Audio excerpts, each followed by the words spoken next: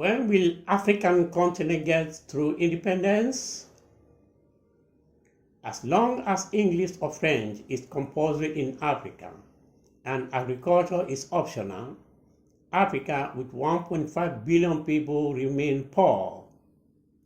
Africa has been clearly diagnosed by the colonizers into three categories: disease, poverty, and ignorance. They redefined and divided African continent into francophone, anglophone, and lusophones.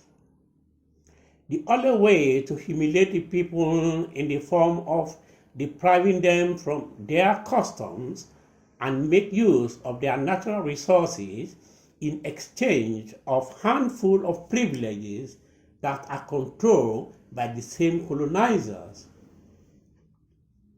We all know that there is no dignity without liberty. Africa was not liberated by the colonizers completely. There were lack of infrastructures, corruptions, massive natural traffickers, lack of basic needs. These were some of the problems facing the masses.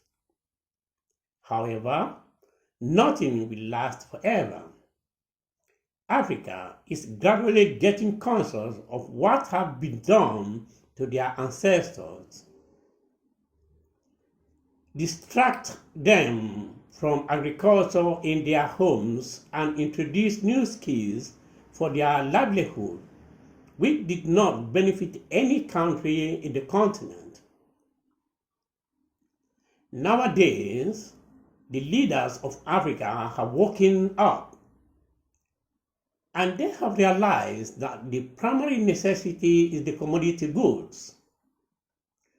When a country is self-sufficient in foodstuffs, people are less vulnerable to any kind of diseases.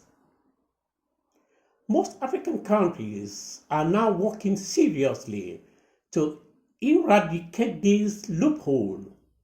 For example, in 1958, Guinea-Conakry, under the presidency of Ahmed Sékou Touré, stood firm against the colonizers in order not to divert the people from earning their everyday living through traditional farming and skills. Recently, other African countries are taking that footsteps. It is better late than never. Dozens of African countries are now highly engaged in introducing agriculture as priority in their agenda for economic development. Africa's catalyst for a new era of economic prosperity with innovative activities. You will agree with me that what is happening in most African countries today is nothing new, but a self-fulfilling prophecy. Widespread of neo-colonialism. Widespread of neo-colonialism. Widespread of neo-colonialism. I've repeated that 3 times. Because our currencies are printed and controlled by the banks in francophone zones, anglophone zones, and lusophone zones. They determine how much we, the Africans, spend at their own decisions.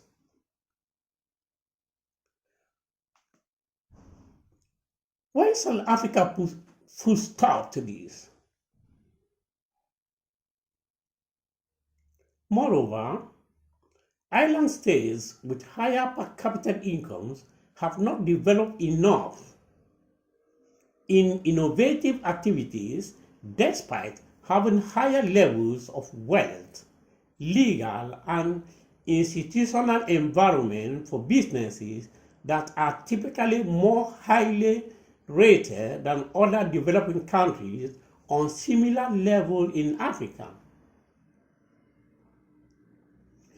African Development Bank stated that Nigeria, Egypt, Kenya, and South Africa account for about a third of the incubators and accelerators and 80% of investments in Africa.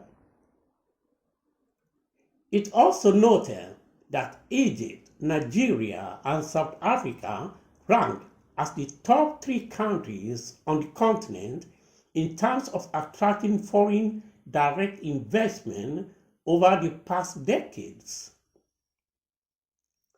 The countries also tend to monopolize the African investments held by our financial organizations. Taking into consideration that Nigeria and 3 other nations dominate the market in terms of incubators and accelerators as well as investment percentages. While looking at the various degrees of entrepreneurship across Africa, one will recommend that state governments must come up with innovative means to improve their internally generated revenue. I quote, "Entrepreneurship in Africa highlighted that the study of entrepreneurship is diversified and influenced by economic, resource availability, and constraints, political and governance systems, and related socioeconomic factors connected to education and culture. All regions and populations have differing degrees of entrepreneurship, and this is true in Africa as elsewhere.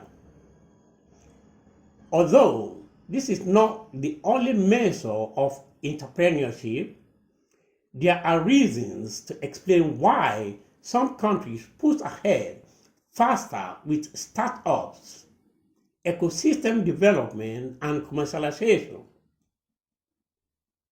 In the cases of these 4 countries, their economies and populations are larger than most African countries. However, other populous countries like the Democratic Republic of Congo, Ethiopia, and Tanzania have not attracted comparable levels of investment activity for startups.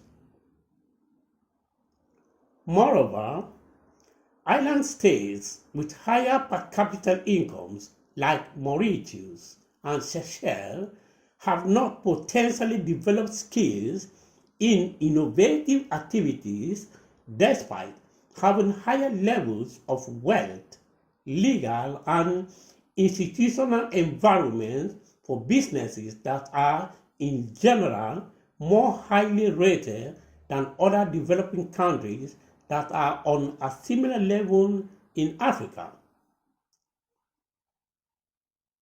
African people must wake up and spread knowledge and inspiration to the new generation.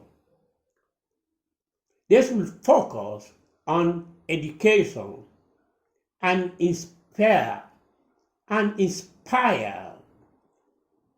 the masses, the African people.